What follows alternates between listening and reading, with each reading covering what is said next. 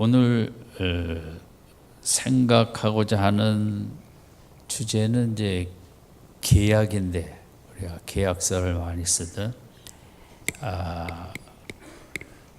그 모세의 기도 속에서 이제 그런 모습을 찾아보고자 합니다. 성경에 많은 위대한 기도가 있었는데 오늘 본문에 나타난 모세의 기도도 너무 은혜스럽고 정말 또 하나님께서 우리도 이런 기도를 할 수 있다 하는 본을 보여주신 능력 있는 기도, 우리가 좀 그런 기도를 하고 싶지 않습니까? 능력 있는 기도를 하고 싶은데 모세의 기도가 그런 기도가 되겠습니다. 왜냐하면 모세는 멸망당할 민족을 구원했으니까요. 본문의 기도나 또 성경에 이런 기도가 있지만 물론 지도자이기 때문에 그럴 수도 있겠지만 한 사람의 기도가 나라를 살리기도 한다는 거죠. 한 나라의 생존이 많은 노력이 필요하지만 성경에 보면 때로 한 사람의 기도를 통하여 한 나라의 운명이 갈리기도 한다. 그런 걸 보여주는 기도의 능력이 얼마나 위대한가를 보여주는 게 오늘 본문이라고 할 수 있습니다. 인간이 이 땅에 살아가면서 반드시 알아야 될 무엇이 능력이 있는가, 우리가 그 능력을 추구하게 되는데 돈이 능력이 있기 때문에 우리들은 대부분 이제 돈을 열심히 추구합니다. 그러나 신앙 안에서 정말 이거보다 더 능력 있는 게 없다 생각할 때 그 중에 하나가 기도인 것입니다. 기도가 이렇게 위대하다를 보여주는 게 오늘 본문이기도 합니다. 왜냐하면 기도로 하나님의 마음을 움직일 수 있다는 것이거든요. 이러면 사람 마음을 움직이는 게 쉽지 않은데 온 우주를 창조하신 그 하나님의 뜻을 바꾸는 것, 그 마음을 바꾸는 것, 인간이 할 수 있는 일은 아니죠. 그러나 기도를 통하여 우리들은 그런 일도 할 수 있다는 그런 영광을 보여주는 게 오늘 본문의 중요한 의미가 되겠습니다. 또 기도는 나를 위한 기도도 하나님이 들으시지만 남들을 위한 기도를 하나님께서 더 귀히 여기신다. 이제 우리가 신앙 안에서 중보 기도라는 표현을 쓰는데 하나님께서 우리로 이렇게 하나님의 나라의 백성, 또 세상 나라의 백성, 공동체로 우리를 부르셨습니다. 가정이라는 공동체. 그래서 우리로 이렇게 사회적인 존재, 공동체로 부르심은 우리들이 나는 괜찮지만 다른 사람의 문제가 있고 또 나는 괜찮지만 내가 속한 공동체의 문제가 있을 때 내가 어떻게 특별히 할 일은 없지만 하나님께서 우리에게 이 기도를 통하여, 중보 기도를 통하여 내가 어떤 가정에 참으로 힘든 문제가 있는데 그 특별히 도와줄 어떤 길은 없지만 이런 기도를 통하여, 중보 기도를 통하여 얼마든지 그 가정에 하나님의 귀한 역사가 나타날 수 있도록 우리가 이렇게 귀한 기도 생활을 할 수 있다. 그래서 하나님께서는 우리 공동체가 교회 공동체든 가정의 공동체든 또 나라도 마찬가지인데 연약한 우리들이 힘이 딸리기도 하고 또 어떤 문제가 생길 때 서로가 서로를 위하여 기도하고 중보 기도라고 하거든요. 그러면서 공동체를 세워가기를 원하시는 것이 하나님의 뜻입니다. 나만을 위해 기도하는 것이 아니라 힘든 가정을 위해서 우리 성도들이 기도할 때 하나님은 그것을 너무 귀히 여기십니다. 내 문제도 힘들지만 남의 가정의 어려운 성도들의 어려운 문제를 위하여 그 기도하는 그 자체, 하나님 앞에서 그거보다 더 아름다운 것은 없고 하나님이 바라는 것은 더불어 살 줄 아는 인생이거든요. 더불어 살 줄 안다. 어려운 가정을 위하여, 성도를 위하여 함께 기도하며 손에 손을 잡고 나가는 공동체, 그런 교회, 그걸 하나님께서 너무 기뻐하시고, 우리가 이제 그 하나님 나라의 일꾼으로 교회에서 이런저런 봉사도 하지만 무엇보다 중요한 것은 교회 안에는 여러 그 어려움과 힘든 문제를 갖고 있는 성도들이 적지 않은데, 그 한 교회에 속해 있기 때문에 끊임없이 그런 힘든 가정을 위해서 기도하는 그 모습을 통하여 하나님은 그 기도에 응답도 하시고, 그런 중보기도의 사명을 하는 자를 더 축복해 주시기도 하고, 우리 교회라는 것은 그렇게 기도로 서로가 얽히는, 이 성도는 저 성도를 위하여 서로가 서로를 기도하는 그런 것들이 가득한 모습, 이게 하나님께서 원하시는 교회의 모습이고, 또 우리들이 나아가야 될 사명이기도 하죠. 서로가 서로를 이끌어주고 붙잡아주는. 그래서 모세가 보여주는, 하나님은 10절 11절에 이 백성을 너무 하나님의 마음을 아프게 한 양이 찼기 때문에 11절에 있는 대로 전염병으로 다 쳐서 멸하겠다고 했습니다. 다 죽을 수밖에 없게 됐다고 했죠. 그러나 모세도 자기 인간으로서 생각을 해보면 하나님의 마음이 충분히 이해도 되고, 정말 하나님께서 오죽하면 이런 말씀을 나에게 하셨겠느냐, 이 백성이 살아남을 만한 자격이 없다.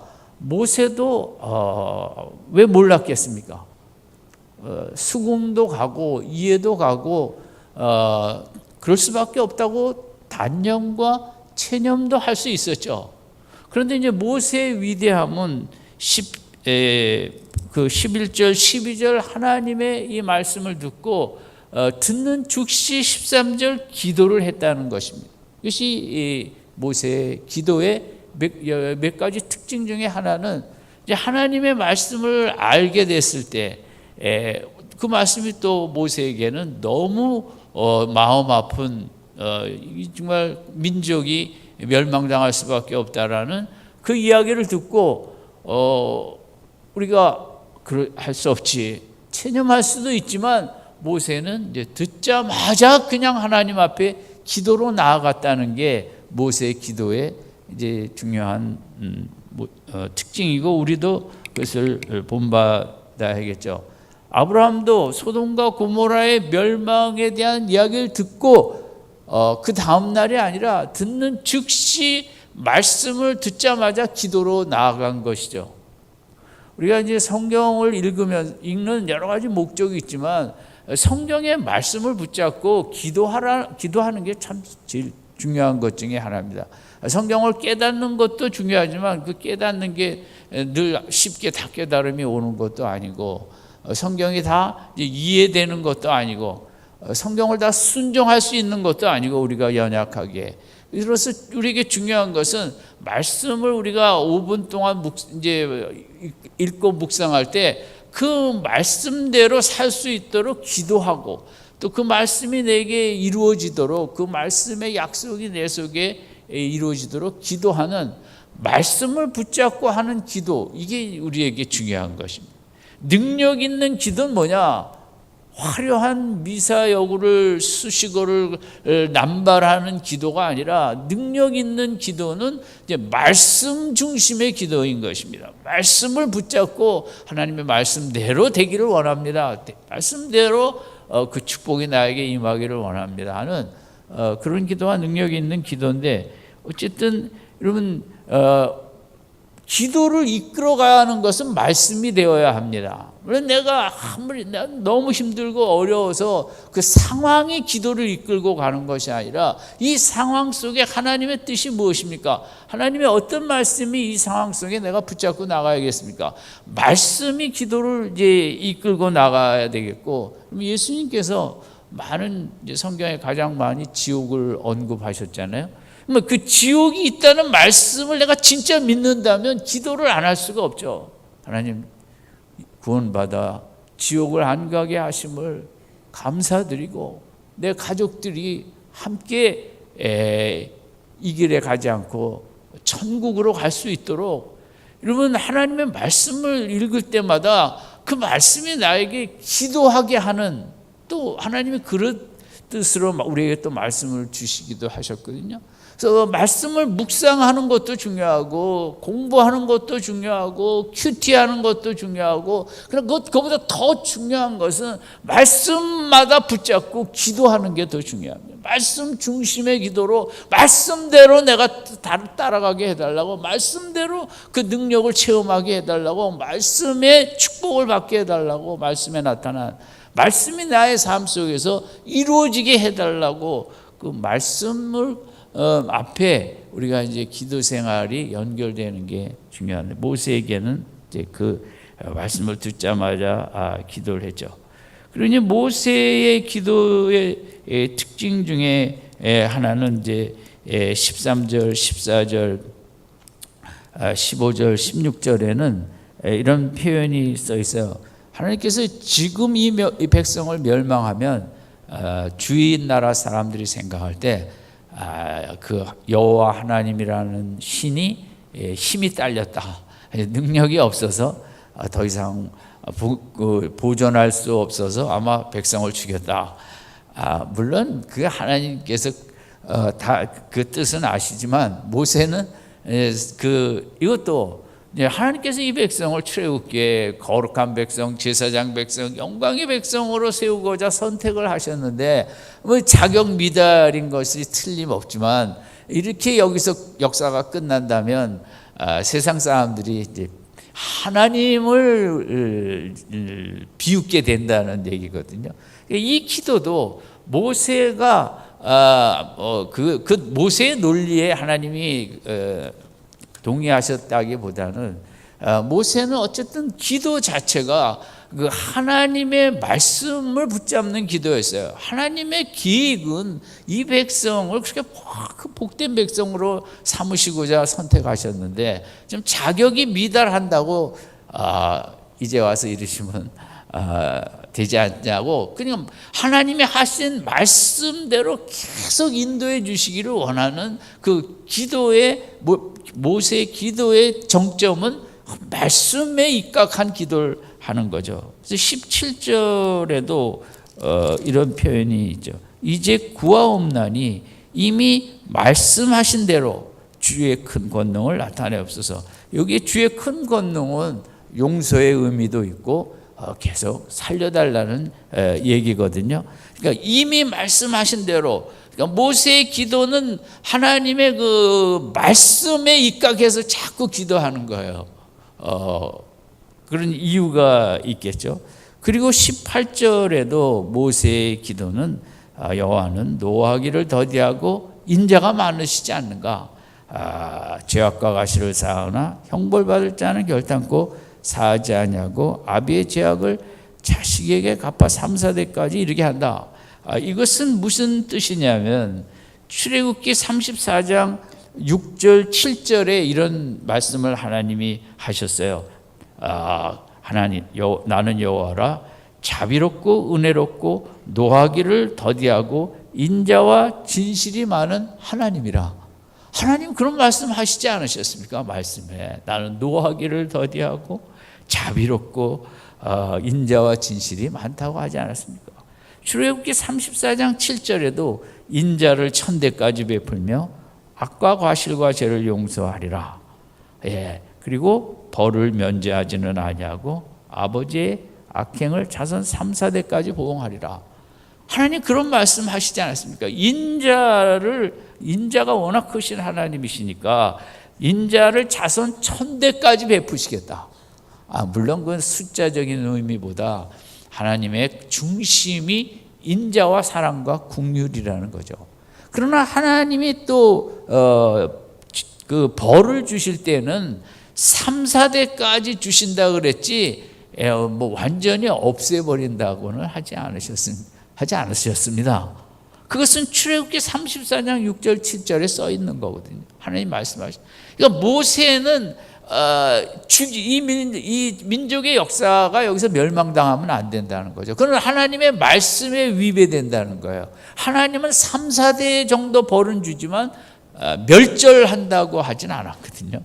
그러니까 모세의 이론은 하나님은 인자가 천대에 이르기까지 베푸시는 크신 인자가 있고, 혹시 죄를 범했을지라도 3, 4대 정도는 하지만 언제 하나님이 죄를 졌다고 다 멸절한다고 하신 적은 없지 않으십니까? 이제 그런 이제 하나님이 하신 그냥 말씀을 토대로 기도를 하는 것입니다. 물론 하나님은 모세가 알죠. 무서운 분이라는 걸. 노아의 홍수로 죄가 관영했을 때 인류의 역사를 홍수로 엎어버리시기도 했고, 바벨탑으로 엎어버리시기도 했고, 소돔과 고모라를 불덩어리로 멸망시키기도 하신, 그냥 모세가 아는 하나님은, 우리는 사랑의 하나님에는 참 많이 아는데, 모세가 아는 하나님은, 믿는 하나님은 이 죄에 대해서 아주 철저한 벌을 주시는 하나님, 하나님의 사랑이라는 하나님도 알고 있지만, 하나님이 그 죄를 참지 못하시는 무서운 분이라는 것도 알고 있습니다.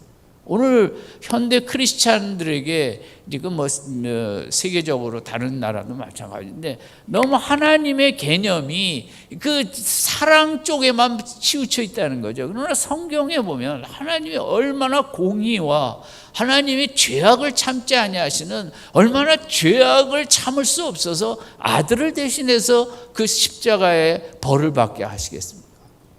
그래서 모세는 그 하나님이 참 무섭다.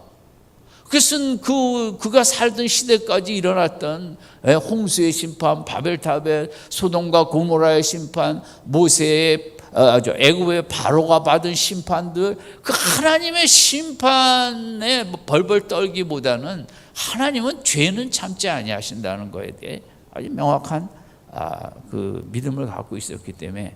그런데 지금 이스라엘 백성도 모세가 생각할 때는 끝난 것입니다. 이 백성은 더 이상 살아남을 수가 없는 백성입니다. 그런데 이제 모세가 이 기도하는 근거가 그 말씀에 하나님의 인자를 강조하고, 언제 다 망하게 하신다 그랬으니까 3, 4대만 벌하시게 한다 그랬지, 말씀을 기가 막히게 끌고 와갖고 지금 하나님 앞에 변론을 한다 그럴까? 우리가 그러면서 또 모세가 한마디 더 한 건 뭐냐면, 19절에 지금까지 마지막에 이 백성을 사하신 것 같이 사옵소서. 지금까지 이 백성이 어떻게 존재했느냐? 하나님이 늘 용서하시니까 존재했지, 이 백성이 하나님 앞에 잘한 게 하나도 없다. 그걸 이제 호소한 거예요. 그렇죠. 지금까지 이 이스라엘 백성이 광야에서 늘 원망불평하며 살아온 거, 하나님이 날마다 용서하시니까 지금까지 살아남은 거거든요. 우리도 그걸 생각해야 돼요. 우리도 늘 잘못을 하죠. 여러 가지 생각과 감정과 언어와 행위에 있어서 우리가 늘 잘못하고, 예수 믿지 않는 사람하고 조금 차이가 있을지는 모르지만 우리 정말 본성이 죄덩어리죠.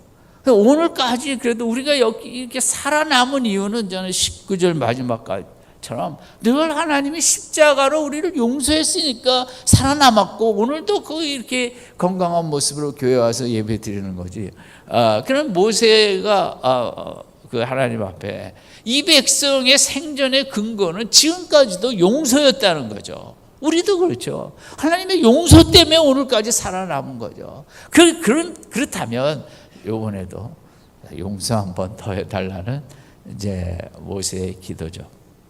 어쨌든 이제 모세의 기도에 통해서 생각할 수 있는 것은, 제일 중요한 것은 이 멸망당할 수밖에 없는 상황 앞에서 모세가 이제 하나님의 그 인자를 강조한, 용서를 강조한 이런 그 말씀들을 근거로 해서 용서를 해달라는 거예요. 이제 요즘은 이제 계약서 시대죠. 임대 계약서, 무슨 계약서, 계약서가 보험 계약서, 계약서, 상당히 많죠. 근데 이제 계약서를 잘 써야죠. 사기꾼도 많고, 요즘도 그 부동산이 처음에는 월세로 받다가 자기가 주인 모르게 전세로 돌린다 그래서 전세금을 받아, 그러니까 또 세입자는 전세로 하니까 또 좋은 면도 있고 해서 전세금을 줬는데 그런 걸 모아갖고 뭐 몇십억씩 먹고 도망가는 사람들. 그러면 그 소시민의 그 전세금은 전 재산일 텐데 그런 거 하는 분들이 늘 기사가 나오죠. 그 계약서가 얼마나 중요한가. 주인이 같이 와서 계약을 해라. 뭐 임차 계약서, 뭐 프랜차이즈, 가맹점 계약서, 뭐 세상이 온 세상이 계약서 중심의 우리는 삶을 살고 있습니다. 기업과 기업 간에 뭐 이런저런 거 무역도 다 그 계약서인데 계약 아니에요? 국가 간에 국가도 뭐 조약이니 한미 조약 뭐 이런저런 건데 그 조약이 얼마나 중요합니까? 저는 대한민국이 지금까지 살아남은 것도 미국과 동맹 조약 계약이 있었기 때문에 살아남았지. 그렇지 않았으면 우리는 다 지금 김씨 왕들 밑에서 얼마나 신음을 하고 있었겠어요. 계약이 국가가 국가 간에도 그런 누구와 계약을 맺는가가 얼마나 중요하고, 기업은 기업대로 그렇고. 근데 신앙생활이라는 것도 하나님과 우리와의 계약입니다. 이 신학적인 용어로 언약으로 하지만 오늘 계약이라는 말로 대신 많이 하겠습니다. 이 계약은 계약서가 중요한데 성경이라는 거는 제가 볼 때는 계약서입니다.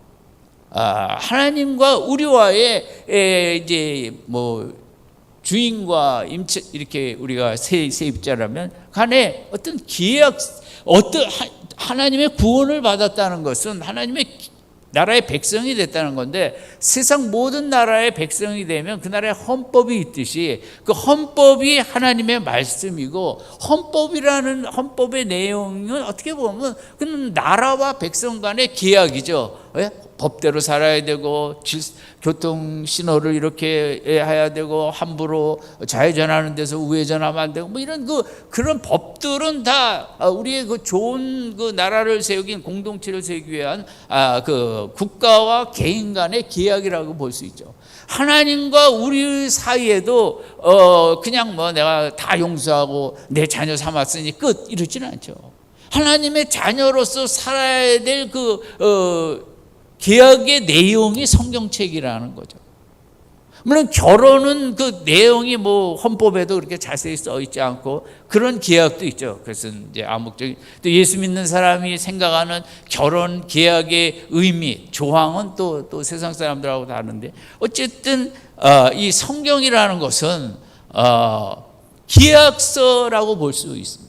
그래서 하나님께서 10절 11절에 네가 계약대로 안 살았으니까, 이렇게 엉터리로 살았으니까 소송을 거는 거라고 생각할 수 있습니다. 배우자가 엉터리로 살았기 때문에 이혼 소송을 건 것처럼, 근데 하나님은 10절 11절에서 이혼 소송이 아니라 널 아예 없애버리겠다는 멸망의 소송을 낸 거라로 본다면, 모세는 그 변론을 하는 거죠. 12절에서부터 16절까지 그게 아니고, 계약서에 보면 우리가 이제 그런 뭐 사회적으로 법정을 가든 뭐하든 제일 중요한 게 계약서의 내용 아닙니까? 그러니까 모세가 들이댄 것은, 그 계약서에는 하나님은 인자를 만대나 1000대까지 베풀게 돼 있다. 이게 계약 내용인데 뭐 이제 와서 그러는 거예요. 벌을 줄 때는 3, 4대까지지 언제 벌 준다고 그래 놓고 다 멸망시키는 게 있냐. 그러니까 모세는 뭐 그가 워낙 공부도 많이 했고 세상적으로 지식이 최고인 자였으니까 그렇게 됐겠지만, 이제 말씀에 능통하니까 말씀을 다 기억하고 있다가 하나님의 말씀이 성경에 나에게 주신 말씀과 안 맞는다는 거죠. 진짜 하나님이 주신 말씀은 1000대 인자를 1000대까지 가게 하겠다 하는데, 벌을 줘도 3, 4대에서 끝나겠다고 했는데 이게 뭐냐, 멸망하는 게. 참 모세가 똑똑하다고 할 수는 없고, 이 말씀 중심의 믿음이 돼야 된다는 거죠. 오늘 우리가 어려운 일을 당하든 힘든 일을 당할 때 특별히 하나님 앞에 나아갈 때 하나님 성경에 보면 이런 말씀이 있는데 이런 말씀대로 하나님이 나를 도와달라고 하는 기도와 하나님 어떻게 이런 일을 하실 수 있습니까? 원망적 기도하고는 다르죠. 신앙생활은 이제 그 하나님과 나와의 계약과 계약서라는 성경책이 있기 때문에 말씀을 잘 알아야 되는 것입니다. 그래서 말씀을 잘 알고 그 말씀대로 자꾸 그 요구를 해야 된다는 거죠. 기약에서 우리가 이제 중요한 것은 그거죠. 기약의 내용을 잘 알고 성경에는 7천여 가지의 약속이 있습니다. 그건 기약입니다. 하나님께서 우리에게 주시겠다고. 근데 우리에게 7천 가지의 그 약속의 축복을 누가 받느냐? 그건 기약대로 달라고 그래야 받는다는 거죠. 아멘. 우리가 신앙인으로서 왜 이렇게 허하게 빈약하게 가난하게 사는가? 하나님이 주시고자 하는 계약서에 쓰여 있는 것을 우리가 청구해서 내가 그걸 소유하지 못했기 때문에 영적으로 우리가 이렇게 가난하게 사는 거예요. 계약서대로 하는 게 중요하죠. 사회적으로 계약서대로 하자는 거죠. 계약서대로 당신이 할 거는 갑이 할 건 갑이 하고 우리 할 건 하고 우리 할 건 우리 하고. 그런데 그거 우리가 신앙 안에서 성경이라는 계약서 안에 하나님이 우리에게 주시겠다는 그냥 약속만 해도 7천 개가 넘는데 우리가 그 계약대로 자꾸 달라 그래야 우리가 정말 복된 삶을 살 수 있다는 거죠. 계약서를 좀 잘 알아야죠. 여러분이 물건을 살 때 그 매뉴얼을 잘 알아야 그 전자제품 뭐 어떻게 효율적으로 나에게 유익이 되도록 잘 사용할 수 있죠. 매뉴얼을 모르면 이게 뭔지 거기 뭘 잘 누리지를 못하는 것처럼. 그러면 성경이라는 것은 하나님이 우리와의 계약인데 그 계약 안에 우리가 이렇게 하면 주시겠다는 축복이 가득한 게 성경 말씀. 이라는 이제 계약이라고 할 수 있죠. 여러분 오늘부터도 성경을 읽으면서 깨달음을 떠나서 성경에 약속하신 그 말씀 속의 능력과 축복을 하나님이 이거 계약하신 거니까 나는 청구할 자격이 있고 나에게 마음껏 부어 주시옵소서. 아멘. 자꾸 내가 그걸 가져와서 써야 되는 거죠. 그러면 제가 70년도에 직장 생활할 때 이제 한국은 돈이 거의 없어요. 자본이 없었어요. 나라가 부강하려면 지금 북한도 자본이 필요한 거 아니겠습니까? 근데 자본을 대준 테니까 핵을 내놔라는데 이건 못 내주겠고 저건 주라, 자본은 좀 주라, 뭐 이런 거 아니겠습니까? 나라가 부강해지려면 자본이 있어요. 그러니까 뭐 역사의 공과 자잘못을 떠나서 박정희 대통령도 뭐 일본의 그 3억 불 그때 당시로 보면 이제 대단한 액수인데 지금 와서는 이제 뭐 이런저런 비판이 있을 수 있지만 어쨌든 그것 때문에 그래도 이제 경제의 기틀을 잡을 수 있었고 우리가 여기까지 온 것도 사실이긴 합니다. 우리가 어떤 한쪽만 보면서 막 욕을 하면 그건 전 바르지 않다고 생각합니다.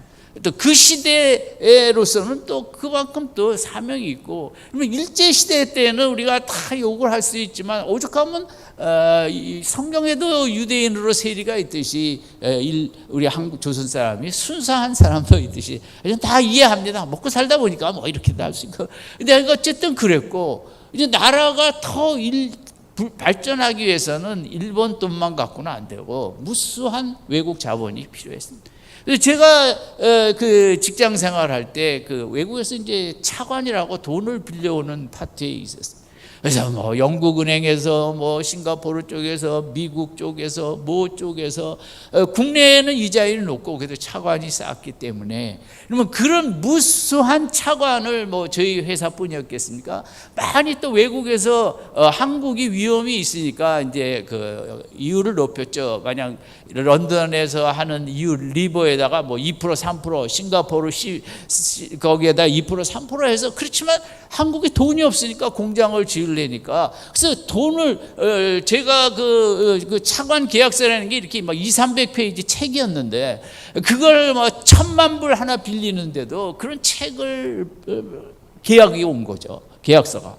근데 그거 번역하느라고 저도 죽을 뻔했는데 어쨌든 여러분 그 돈을 다 끌어 빌려왔기 때문에 이 나라가 어쨌든 여기까지 온 거거든요. 신앙도 마찬가지입니다. 영적으로도 내 힘은 너무 없고 나는 가난하고, 여러분 나의 감정, 나의 생각, 뭐 내가 배운 거, 내 교육, 내 철학, 그거 갖고 인생을 행복하게 살길 수는 없죠. 어쨌든 성경에 있는 그 하나님의 은혜와 능력을 마음껏 끌어와야 인생다운 인생을, 영광스러운 인생을 살 수 있습니다. 외국 자본을 많이 끌어와야 그 가난한 나라가 그 자본으로 공장을 세우고 여기까지 왔듯이, 영적으로도 하나님 나라의 능력을, 은혜를 많이 끌어와야 내가 영광스러운 인생을 살 수 있다는 것입니다. 아멘. 성경을 뭐 그저 윤리책 이니 뭐 어떤 뭐 공부책이 아니고 무슨 큐티책이 아니고 무슨 그런 게 아니고, 성경의 속에 하나님이 약속하신 그 말씀 속에 있는 능력과 사랑과 은혜와 긍휼과 인자와 이런 걸 마음껏 끌어오는 게 신앙생활인 것입니다. 아멘. 많이 끌어오시기 바랍니다. 내 힘으로 살아봐야 인생은 뭐 별 볼 일 없습니다. 돈이 아무리 많으냐, 나도 인생은 허무하고 허하고 뭐 별 인생 돈 있으면 뭐 강원도 무슨 별장 가서 성적대밖에 더 하겠습니까? 네? 높은 자리에 올라가서 뭐 하겠습니까? 성경에 있는 그 능력과 은총과 은혜를 마음껏 끌어오라고 계약서에 하나님이 청구하기만 하면 다 주겠다고 한 것이 성경이라는 계약서고, 여러분 4월달을 맞아요. 우리가 시간 있는 대로 계약서에 기록한 하나님 계약을 약속하셨으니까 주십시오. 내가 마음이 너무 허합니다. 너무 외롭습니다. 그냥 사랑을, 그냥 우주적인 사랑을 쏟아부어 주시옵소서. 하나님, 제가 기쁨이 하나도 없고 살 의욕도 없는데 에스겔 골짜기에 그 생기를 주고 그 마른 뼈가 군대가 된 것처럼 저도 말씀대로 약속대로 그렇게 나를 참 힘있게 일으켜 세워 주시옵소서. 그게 이 모세의 기도를 통해서, 그럼 말씀 붙잡고, 그러니까 하나님께서도 자꾸 말씀을 들이대니까 하나님이 제일 꼼짝할 수 없는 게, 하나님이 하신 말씀에 대해서 어떻게 하나님이 위반할 수 있겠냐고요. 그렇지 않습니까? 모세가 기도에 참 중요한 점이 우리가 말씀 중심대로, 우리가 그러니까 이 사람이 계약을 잘 해야 되고, 부부간에도 계약을, 많은 이혼을 전문한 그 가트맨의 그 연구에 의하면 이혼을 하는 수많은 부부들이 뭐 성격이 달라서 뭐가 달라서가 아니라 제일 중요한 것은 그 싸우는 방법을 몰라서 이혼하더라는 거예요. 되게 다 그 공통점이, 잘 싸울 줄 안다는 게 얼마나 중요한가. 사랑하는 우리 미랄교회 성도 부부 여러분, 부부싸움을 하실 때 잘 싸울 줄 아는 기술을 연마해서 싸우시기 바랍니다. 잘 싸우는 게 더 가까워집니다. 안 싸우는 게 훌륭한 거겠죠. 더 나쁜 거예요. 싸우면 싸우되, 싸우는 기술을 모르고 싸우면 그건 이혼밖에 안 된다는 거죠. 아무것도 아닌 것 같고, 싸울 줄 모르니까. 신앙생활도 마찬가지죠. 우리가 이렇게 잘 알고, 말씀을 잘 알고 그걸 끌어다 하는 거죠. 어떤 분은 퇴근 후에 집에 들어갈 때 집 앞에 아파트에 있는 나무에 딱 가서 1분 동안 섰다 들어간답니다. 뭐 할까요? 그래서 윗사람이 한번 같이 퇴근하다가, 도대체 거기서 뭐 하냐? 나무 잎 붙잡고 뭐 하고 있냐? 거기서 저는요, 회사에서 일어났던 모든 일들을 이 집 앞에 있는 나무 잎을 만지면서, 나 집에 들어갈 때 이거 다 놓고 들어가게 해달라고.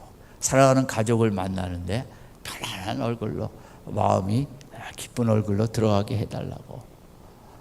이런 그 계약이에요. 자기 자신과의. 오늘 어떤 상담하는 여성 아주머니가 자기는 하루 종일만 너무 골치 아픈 상담을 하고 집에 들어갈 때 절대 그냥 안 들어간다는 거죠. 또 집 밖에 서갖고 뭐 나무를 붙잡든 뭘 붙잡든. 또 미국 사람들은 차고에서 이제 차를 넣고 금방 들어가는 게 아니라, 하나님 이제 사랑하는 가족들과 만나는데 오늘 화나게 했던 일, 힘든 일 다 잊어버리고 밝은 얼굴로 우리 가족들을 만나게 하옵소서. 그럼 어떤 사람들이 그 계약을 잘하는 사람도 있어요. 자기 자신과 계약. 그냥 그렇지 않고 그냥 회사에서 당한 억울한 일, 힘든 일 그냥 우거지상을 갖고 씩씩대고 집에 들어가면 그 가정이 뭐가 되겠어요?